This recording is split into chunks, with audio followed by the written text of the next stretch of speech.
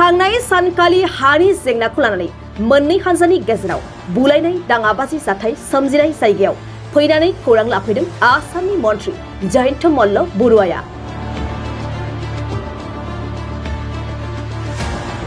क'क्राझार जिल्लानि सिङाव थानाय पकिराग्राम ओनसोलनि लामाफानायाव सोमजिदोंमोन बे दाङाबाजि जाथाया। जाथायनि बागै खौरां मोननायनि उनाव दिनै मन्थ्रि जयन्त मल्ल बरुवाया जाथाय सोमजिनायाव गामियाव फैनानै जाथायनि बागै गामिनि रायजो राजाफोरजों सावरायलायो आरो जेंनाखौ बोस्रांनायनि थाखाय खोथा होयो।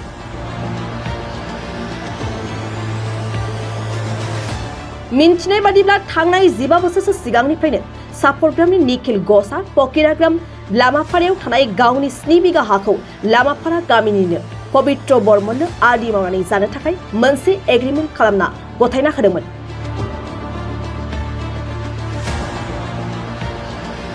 थांनाय दान मोनथामसो सिगां पबित्र बर्मननि नखरा गामि सेनिनो मुक्कबल मुंनि सासे मुसलमान सुबुंनो माइ गायनो थाखाय होथ'दोंमोन।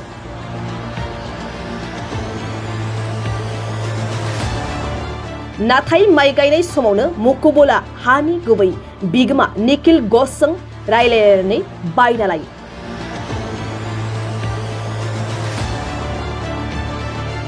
नाथाय मुक्कबलनि बे हा बायनाय खोथाखौ पबित्र बर्मना जेबो मिन्थियामोन। हा बिगोमा निखिल घोषआबो जेबो फोरमायाखैमोन। जायनि जाहोनाव मोननै हानजानि गेजेराव बे हाखौ लानानै दावराव दावसि थासारि सोमजियो।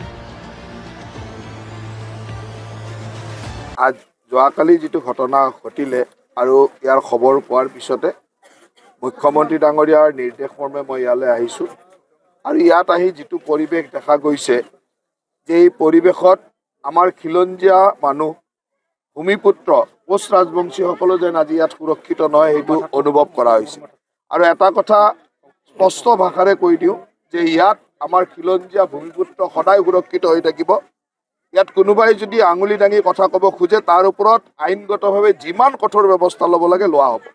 ইয়াত কোনো চিন্তা কৰিব নালাগে। মই আজি ইয়ালৈ আহি আমাৰ যিসকল খিলঞ্জীয়া লোক আমাৰ লোক ইয়াতে বৰ্মন সম্প্ৰদায়ৰ বা আমাৰ কোচ ৰাজবংশী সম্প্ৰদায়ৰ যিসকল লোকক কালি এই ধৰণে এটাক কৰা হৈছে, তেওঁলোকক আক্ৰমণ কৰা হৈছে, সেইসকলক মই নিশ্চিত সুৰক্ষাৰ নিশ্চিতি দিছোঁ। ইয়াত চিন্তা কৰিব লগা নাই। আৰু যিসকলে বাহিৰৰ পৰা অহা এই বাংলাদেশী মূলৰ অনুপ্ৰৱেশকাৰীসকলে আমাৰ খিলঞ্জীয়া মানুহক এনেকৈ আক্ৰমণ কৰাটো আমি কেতিয়াও সহ্য নকৰোঁ। আৰু এটা কথা স্পষ্ট, এতিয়াও তেওঁলোকে জানিব লাগিব এইখন হিমন্ত বিশ্ব শৰ্মা ডাঙৰীয়াৰ চৰকাৰ চলি আছে। যদি ভাবিছে যে ধুবুৰীত ৰকিবুল হুছেইন জিকিছে গতিকে তেওঁলোকৰ উৎপাত বাঢ়িছে বুলি ভাবিছে, তেতিয়াহ'লে তাক কেনেকৈ কণ্ট্ৰল কৰিব লাগে আমি জানো। ধুবুৰীত ৰকিবুল হুছেইন জিকাৰ লগে লগে যদি এই বাংলাদেশী মূলৰ মানুহবিলাকে এনেকৈ আগবাঢ়ি আহি আমাৰ মানুহক কোচ ৰাজবংশী মানুহক এই কমতাপুৰত আহি কোচ ৰাজবংশী মানুহক এই বড়োলেণ্ডত আহি বড়ো মানুহক যদি আক্ৰমণ কৰিব খোজে তাৰ কিন্তু যোগ্য প্ৰত্যুত্তৰ পাব। ইয়াত চিন্তা কৰিবলগীয়া নাই। ইয়াত একেবাৰে আপোনালোক একেবাৰে নিশ্চিত থাকক যে ৰকিবুল হুছেইন জিকিছে সেই বুলি ইমান সাহস তেওঁলোকৰ নচলিব। ইয়াত আমাৰ ৰাজবংশী মানুহ, আমাৰ বড়ো মানুহ, আমাৰ খিলঞ্জীয়া মানুহৰ অস্তিত্ব থাকিব। আৰু ইয়াত যদি কোনোবাই আঙুলি টোৱাব খোজে আমি আইনগতভাৱে যিমান কঠোৰ ব্যৱস্থা ল'ব লাগে ল'ম। আজি মই ইয়াতে SP ডাঙৰীয়াক নিৰ্দেশ দিছোঁ যে ইমিডিয়েটলি কেইজনমান ধৰিছে আৰু যিকেইজন এতিয়াও ধৰিব পৰা নাই, যাক ভিডিঅ' আমাৰ ওচৰত আছে, সেই গোটেই মানুহক আজি ৰাতিৰ ভিতৰতে 24 ঘণ্টাৰ ভিতৰতে এৰেষ্ট কৰিব লাগিব। আৰু আইনগতভাৱে যিমান কঠোৰ ব্যৱস্থা ল'ব লাগে আমি কঠোৰ ব্যৱস্থা ল'ম। আৰু ইয়াৰ যিসকল খিলঞ্জীয়া মানুহ আছে তেওঁলোকে নিশ্চিত থাকক, আৰক্ষী প্ৰশাসনে সম্পূৰ্ণ সুৰক্ষা দিব। ইয়াত আৰক্ষী প্ৰশাসনৰ ডিউটি লাগে, যি ব্যৱস্থা লাগে সেই ব্যৱস্থা থাকিব। আৰু ইয়াত আমাৰ খিলঞ্জীয়া মানুহে য'ত যেনেকৈ খেতি কৰি আছে, যি কৰি আছে, তাত কোনো অসুবিধা নহয়, সকলোৱে সুন্দৰভাৱে কৰিব। আৰু ইয়াৰ সুৰক্ষা দিয়াৰ দায়িত্বটো আমাৰ। এইটোৱে কথা হ'ল যে অসমৰ মানুহে কেতিয়াবা বুজি নাপায় যে যেতিয়া অসমৰ মানুহৰ জাতীয়তাবাদী মানুহৰ বিপক্ষে এনেধৰণে ৰকিবুল হুছেইনক জিকাই পঠায় তেতিয়াতো এইবিলাকে সাহস পাবই। এইবিলাকৰ সাহসৰ মূল কাৰণ বেলেগ। এই যে ইমান বছৰ সাহস পোৱা নাছিল, 3 দিন আগত জিকি গ'ল নহয়, সেইকাৰণে সাহস পাই গ'ল। এই সাহসবিলাক আমি দিব নোৱাৰোঁ। আৰু সেইকাৰণে মুখ্যমন্ত্ৰী ডাঙৰীয়াৰ নিৰ্দেশত মই ইয়ালৈ আহিছোঁ। আৰু ইয়াত খিলঞ্জীয়া মানুহে একেবাৰে নিশ্চিত হৈ থাকক যে তেওঁলোকে ক'ৰবাত বাংলাদেশীৰ ভোটৰে জিকিব পাৰে, কিন্তু আমাৰ খিলঞ্জীয়া মানুহৰ গাত হাত তুলিব, খিলঞ্জীয়া মানুহক খেদি আহিব, এইটো হ'ব নোৱাৰে। পিতা স্বৰ্গীয় নীলকুমাৰ বৰ্মন, গাঁও লামাপাৰা। প্ৰথম কেছটো প্ৰথমৰ পৰাই কম না কালিৰ ঘটনাটো কম? ঘটনাটো কেনেকৈ হৈছে? কালিৰ ঘটনাটো কৈ দিওঁ। কালিৰ ঘটনা হ'ল, প্ৰথমতে আমাৰ মাটি লৈয়ে সংক্ৰান্তত ঘটনাটো হৈছে। কালি আগৰ পৰা মালিকৰ লগত তাৰমানে আমাৰ দাদাই আদি হিচাপে এগ্ৰিমেণ্ট আছিলে আজি 10-15 বছৰৰ পৰাই। মালিকৰ নামটো কি আছিল? মালিকৰ নামটো একটা সৰুটোৰ নাম হ'ল বাপ্পী ঘোষ আৰু ডাঙৰ যিটো ল'ৰা আছে তাৰ নাম অনুৰুদ্ৰ ঘোষ আৰু জয়া ঘোষটো মাক। তিনিটাই মানে মাটিৰ মালিক। কাম কৰিব, ইয়াক খেতি কৰিব দিছিলে আৰু 10-15 বছৰ আগত। আমাৰ 10-15 বছৰৰ পৰা এগ্ৰিমেণ্ট হিচাপত আদি হিচাপত আমি কৰিম বুলি আমাৰ সৈতে এগ্ৰিমেণ্ট দাদাৰ লগত দিয়া আছে। আৰু সেইটো মাটি অকলে দাদাই নকৰে, আমি গ্ৰামৰ ৰাইজে মিলি জুলি কিনে কৰি আছো। দুখীয়া কেইবিঘা কাম কৰিছে আপোনালোকে? আমি 8 বিঘা কৰি আছিলোঁ। গ্ৰামৰ আমাৰ দুখীয়া গ্ৰাম, লাষ্ট সীমা পৰ্যায়ত গ্ৰাম পৰে, চব দুখীয়া ঘৰৰ মানুহ, এইখিনি ৰাইজে চবে মিলি জুলি কিনে আবাদটো কৰি আছো। কিন্তু এগ্ৰিমেণ্টটো চবৰে নামত দিয়াটো অসম্ভৱ, সেইজনে একজনৰ নামতে দিয়া আছে। সেইজনে আৰু বাকী ৰাইজ মিলি কিনে আমি কম বেছি কিনে কৰি খাই আছো। খাই থাকিলে এতিয়া দাদাৰ লগত তাৰমানে বেমাৰ হ'ল। বেমাৰ হওঁতে দাদা হায়দৰাবাদ যাবলগীয়া হ'ল। যাব লগা হ'লে তাৰমানে আমিতো এৰি ধান এনেকৈ নকৰোঁৱে। সেই মাইনৰিটি মানুহজনে কৈছে যে তোৰ জমিটো তই এৰি ধান নকৰা, গতিকে মই এৰি ধান কৰিম, মোক দিবি নেকি? তেতিয়া দাদাটো হায়দৰাবাদ গ'ল। তেতিয়া আমাৰ বৌ আছে, বৌ লগত কথা পাতি কিনে ল'লে। লোৱাৰ পিছত আমি জানো যে এৰি ধান কৰিব, তাৰপিছত জমিন আমি পাম, আমি আবাদ কৰিম। তাৰপিছত কি হ'ল, এই জমিটো তাহাঁতে ধানটো ৰুইছিলে, ৰুই কিনে কাটিলে। কাটাৰ পিছত কেইবছৰ লৈছে? সেইটো 3 মাহৰ কাৰণে লৈছে। 3 মাহৰ, খালি 3 মাহৰ কাৰণে তাহাঁতে এৰি ধান কৰিম বুলি লৈছিলে। তাৰপিছত এৰি ধানটো কৰিছে, কৰি পিনে কাটিছে, কাটি কিনে লগালগ হাল মাৰিছে। আমি ভাবিছোঁ এনে বোধে হাল মাৰিছে বুলি ভাবিছোঁ। বাকী পিছত যিখিনি আকৌ গোটাইখিনি কাটিছে, কাটাৰ পিছত তেতিয়া আমি হাল মাৰিব গৈছিলোঁ, আমাৰ ট্ৰেক্টৰো আহিছিলে। তেতিয়া তাহাঁতে তাৰমানে লাঠি ঠেঙা জোং লৈ কিনে আহিছিলে, ট্ৰেক্টৰ অলপ ঘূৰি গ'ল আৰু আমিও তাৰপিছত মাৰামাৰিত নগ'লোঁ, আমি পিছে হৈ আহিলোঁ। আৰু পিছত এইটো বস্তুটো আমি মালিকক অৱগত কৰাইছিলোঁ, মালিকে কোনো আমাক ৰেচপেক্ট নিদিলে। আৰু মাটিটো যে দাদাই আদি কৰি আছিলে, এতিয়া তাহাঁতে কোৱা মতে মাটিটো তাহাঁতে বোলে কিনি লৈছে, কিন্তু মাটিটো কিনি লোৱাৰ আগত যোনে নাকি মানুহ আদি কৰি আছে তাৰ লগত এৰাব লাগিছিলে যে মাটিটো মই বিক্ৰী কৰিম, তোৰ লগত এতিয়া এৰাই দিলোঁ মাটিটো, তই আৰু মাটিটোত নাযাবি। সেইটো কথা দাদাক জনোৱা নাছিলে। নাজনাৰ ফলত আমিতো ভাবিছোঁ যে আমাৰ নামতে আছে এগ্ৰিমেণ্ট, যেতিয়া আমি ৰাইজে কৰি আছোঁ কৰি থাকিম। সেই হিচাপত আমি ট্ৰেক্টৰ আনিছিলোঁ। ট্ৰেক্টৰ আনি নমাৰ পিছত তাহাঁতে মানে লাঠি ঠেঙা লৈ অহাৰ পিছত আমাৰ ট্ৰেক্টৰটো ঘূৰি গ'ল, আমি পিছুৱাই আহিলোঁ। এইটো কথা আমি মালিকক অৱগত কৰিছিলোঁ, কিন্তু মালিকে তেতিয়া আমাক কৈছিলে যে তহঁতৰ গাঁৱৰ ৰাইজে তাহাঁতৰ লগত মিলা প্ৰীতি কৰি অলপ আলোচনাৰে ফয়চলা কৰি ল বুলি কৈছিলে। আকৌ আমি আহিলোঁ, আহি কিনে আমি গ্ৰামৰ আমাৰ গাঁওবুঢ়া মুৰব্বী আছিলে, আমি সকলো ৰাইজক মাতাৰ পিছত আমি গাঁওবুঢ়াক ক'লোঁ যে তেখেতসকলক আপুনি মাতক, আপুনি গ্ৰামৰ মুৰব্বী হয়, আপুনি মাতিলে আহিব আৰু মিছিলটো হ'ব। গ্ৰামৰ গাঁওবুঢ়া মাতিবলৈ গৈছিলে, তাহাঁতে নবহো বুলি কৈছে, যে আমি গ্ৰামৰ ৰাইজৰ লগত নবহো, মাটি আছে আমি আছোঁ আৰু মালিক আছে আমি আছোঁ, মালিকে আমাক দিছে নহয়।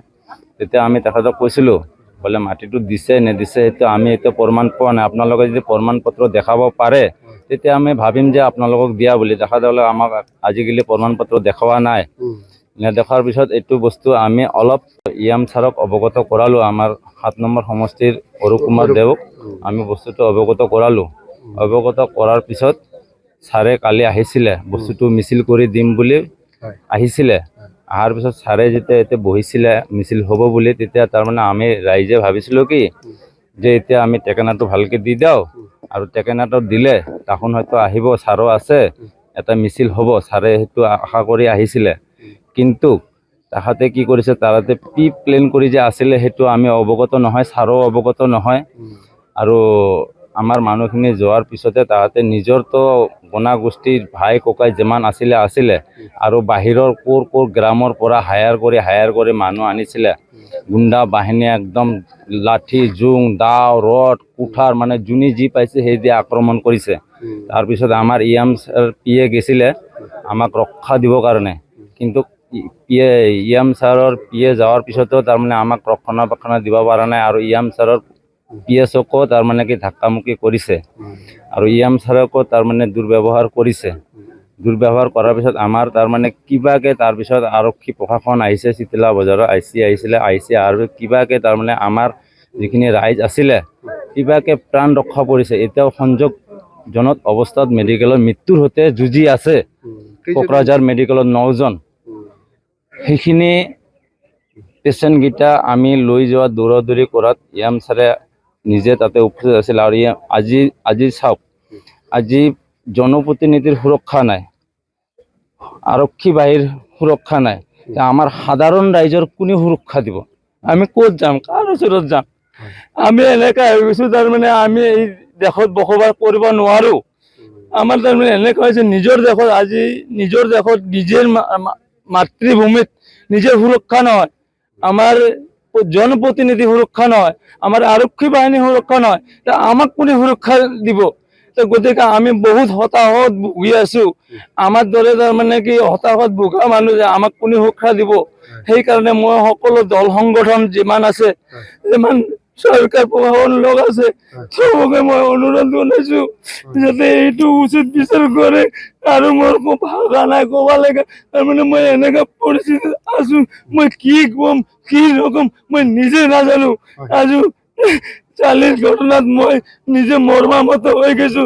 আৰু এতিয়া যিটো 9জন মানুহ মোৰ মেডিকেলত পঢ়ি আছে, মই এতিয়া ৰাতিপুৱা গৈ চাইছো, তেখেতসকলে নাই চিকিৎসা অভাৱত যেনেকে চটপটাই আছে, তেখেতসকলে কৈছে আমি মৃত্যুৰতে যুঁজি আছো, আমাক এটা কিবা কৰি দিয়া। মই কৈছো মই কি কৰিম, মই আপোনাৰ লগত দৰে, গতিকে মই যতদূৰ পাৰো মই চেষ্টা কৰিম, মই আগ্ৰহ কৰিম। মই নোৱাৰিলো মিডিয়াৰ যোগেদি হওক, যেনেকে হওক মই সহায় কৰিবৰ কাৰণে মই অতিৰত চেষ্টা কৰিম। গতিকে মই এইখিনিয়ে ক'ব লগা, মই CM ছাৰকো মই হাত জোৰ কৰি অনুৰোধ জনাইছো, আৰু মই দল সংগঠনকো মই অনুৰোধ জনাইছো, চবে ওলাই আহক আৰু আমাক উচিত বিচাৰ কৰি দিয়ক, ন্যায় কৰি দিয়ক, আৰু যাতে আমাক ৰক্ষণাবেক্ষণ দিয়ে তাৰ বাবে মই হিমন্ত মামাকো মই আবেদন জনাইছো, আৰু দল সংগঠনকো মই অনুৰোধ ভাৱে আবেদন জনাইছো। এইখিনি মোৰ ক'ব লগা, আৰু বিশেষ ক'ব লগা নাই। আপনার গাঁও নামাগাঁও। অলপমান মানে কি প্রথমে আলিটা ভাঙে দিছে। আপনি কি করেন? মাটি কাম করেন? মাটি কাম কৰো, মাটি কাম কৰো, তাৰ আদি মোক দিছে সিহঁতে।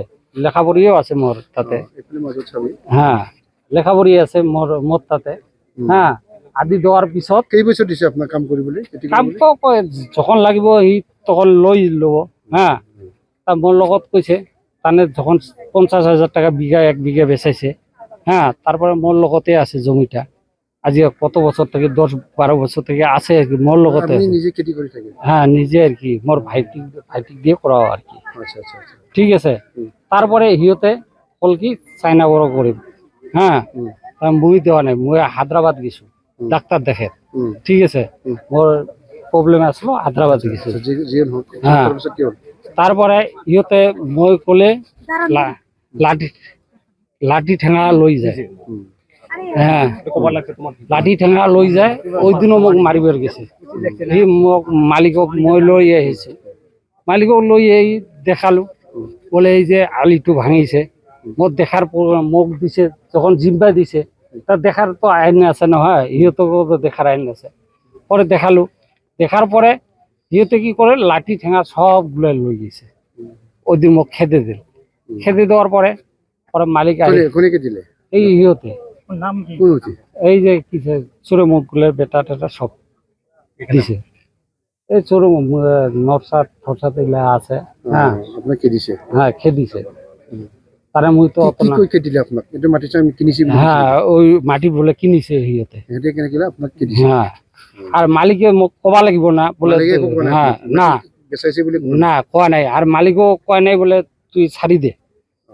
মই গাবুরাক জানাইছো, আচ্ছা আচ্ছা, এই আমার গ্রামের গাবুরা আছে, গাবুরাক জানাইছো বলে এইরকম। আরো সাক্ষীও আছে, 3-4 জন সাক্ষী।